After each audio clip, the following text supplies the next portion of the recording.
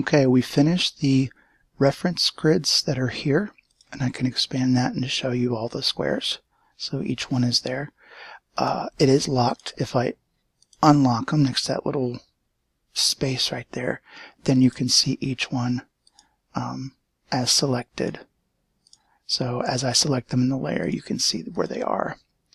So what we're going to do is start the battery icon. So let's do that. Let me click away from those and lock them. And then we're going to zoom in. You can use Control and then the plus symbol or key on your keyboard to zoom in. We want to zoom into where we can see just one square. And then we're going to move this over. Sorry, I'm going to move it over this way. I'm using these little arrows at the very bottom to move over to the very first square. You can also use your arrow keys. Another thing is you can hold down the space bar and your little cursor turns into a hand and you can move it around too. But I like to use these because it makes it really simple. So we're just going to zoom into this, and just so you guys know what it is, let me unlock that again. We're on this first group right here. See how it's showing? And the group has the rectangle, which is the background, and the inner rectangle. So it's all still there. The reason that we lock it is so that we don't do anything to it. So I can't select it now at all. So now we want to be on the battery layer. Sorry, I double clicked. The battery layer. All right, so now that we're there, we need to make our battery. So we're on page 5, number 5, how to create the battery icon, step 1. Create the icon's background using an 88 by 88 pixel circle. So you're like, okay, the circle is actually the rectangle tool. I just changed it back, I'm sorry. The rectangle tool is letter M on your keyboard, or just click and hold and then change to ellipse. Ellipse just means any size, shape, dimensions of circle. So we want the ellipse tool. And then remember, these are our presets up here for colors, for the stroke or the outline, and for the fill or the inside. So what we want to do is use the color code that the Mr. Stefan gives us. So step 1 is using a color 00C853. So to change our color, come down here to fill, double click on it, and then at the bottom we can change it to 00C853. Hit enter and it changes it to the same color as the PDF tutorial. So we come down here.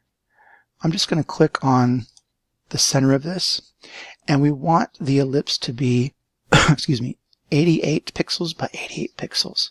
So if it says something different here like this, I think we were doing that last time for the squares. Just change it to 88 and then tab 88. And then click OK. And we have our circle. We want to line it up to the middle of this box here. So I'm going to come over to the selection tool again. That's the black arrow. Grab it. I'm just going to move it until it lines up with the top, bottom, and sides of this one. You could also center align it using the align tools down here, lining to selection. But since we have this locked, it may not work for you. So let's just use it, your eye, and see where everything is for now. It should be okay, since this square, this white square on the reference grid down here was also 88. So it should fit exactly perfectly for you. All right. Once that's there, the next one says, next page, which is 6, says create the battery's main body using a 24 by 40 rectangle. And the rectangle is going to be white. So let's do that.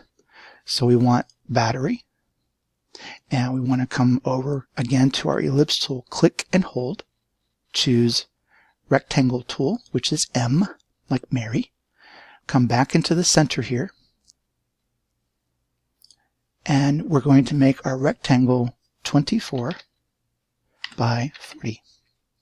And then click OK. Now here's a problem. It's the same color. That's not a problem, actually. Remember that if you come over here and double click on the fill, you can change it. So step 2 on page 6 says change it to these 6 Fs. That makes it a white color. Now, the part about this where it says make sure that the body is 20 px from the bottom edge. You're like, well, I don't know what that is. It's pixels again. The nice part about this is that you can use your arrow keys, like I'm doing now, to move over and then down. So it looks like it's centered on the circle, right? So if we put the edge on the bottom and go 1, 2, 3, 4, 5, 6, 7, 8, 9, 10, 11, 12, 13, 14, 15, 16, 17, 18, 19, 20. That gets you exactly 20 pixels from this edge down here. How do I know that? Well, we'll know that as we put this together later on. So the next part is page 7, where it asks us to turn the shape that we just created into an outline. So the shape itself is selected, and we have it as white on the interior, but no stroke. So let's bring the stroke back by clicking on it and choosing that white color. And then once you do, now you can change the size of that stroke. This says turn its weight to 4 pixels. So it's on 1, 2, 3, and then 4 right here. So we have the outline or stroke is white, the fill is white, and the stroke is 4 points. So everything works there. Now it says to change it by doing a Shift X. So I'm going to do Shift X to change the stroke to color.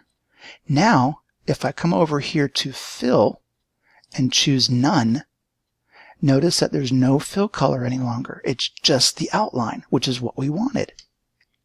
And then once you have that done, you can come over to your panels on the right and find stroke. And then down here, there's another area where we can expand this out for our stroke. So let me bring this down a little bit and show you what I'm talking about. So our stroke is 4 points. So we click on the actual term stroke. And now we can choose to make it a rounded corner. That's called a round join corner. So we want it right here, right in the center where it says corner. When you do that, notice that the shape turned into a rounded rectangle. Now, could we have just done a rounded rectangle? Yes. The tutorial asks us to be very specific on the number of the weight, the distances, and everything. So we have to make sure we follow that because that's what the client wants.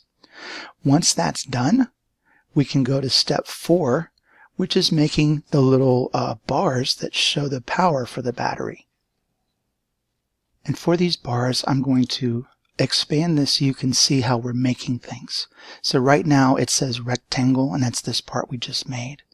So the next thing we're going to do is add another rectangle. In this case, step 4 on page 8 says 12 by 4. So we click onto the artboard to make another rectangle, 12, tab 4. Okay, and we made one. Now I believe this one is stroke and fill, so we need to change those. 2 things you can do. One, you can just do Shift X or just click on this little double arrow here. So Shift X will change it to where the interior now is that fill color. And then it wants this to be 4 points on all sides on the bottom. So I'm using my arrow key to come down and to the center. So let's do the outside part first. Line up the edge. 1, 2, 3, 4. Let's check to make sure we're right. 1, 2, 3, 4. And it does. It works. So 1, 2, 3, 4. That's the perfect center. And then we have it on the bottom. So we line that up and we want to go 1, 2, 3, 4. So that lines it up exactly where the client wants it. For this next part, the easiest way to copy this would be to use your mouse and key combination. So I'm going to come over to the selection tool here, which is the black arrow. I'm going to hover over that first one. I'm going to hold my Alt key, Alt, that copies. I'm going to click and drag. So I want that to be, well, it doesn't really matter if it's exactly 4 right now. So that's 1, and then it says do 2 of them. So I'm holding down Alt still and clicking and dragging up. Now I want to make sure these are 4 points apart. 4 points, 1, 2, 3, 4. And then select this one, 1, 2, 3, 4. So that way we have the exact spacing between them all. Sorry.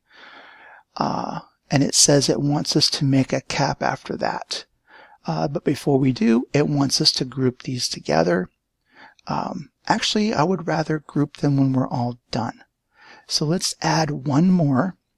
So go back to rectangle, come back to here, and it wants us to do an 8 by 4 rectangle for step 6. So 8 tab 4. Click OK. And then we're going to move it. And it wants us to put it 2 points from the top half of the stroke. So we're going to come up here and 1, 2. So now that we have all of those created for the battery, we want to highlight all of them and group them. So the selection tool, the black arrow, and then I'm going to hold down my shift key, select the path, this path, this path, and this path. So that's all of those. Notice over here that they're all highlighted except for the ellipse. He says the batteries composing shapes are what he wants grouped. So we do a Control G, and now we have a group that we can get rid of if we want. So that's the battery and the ellipse in the background. It looks like it's disappearing, but it really didn't, because if I do this, you can still see that they're there. There we go. Okay, and that is the battery.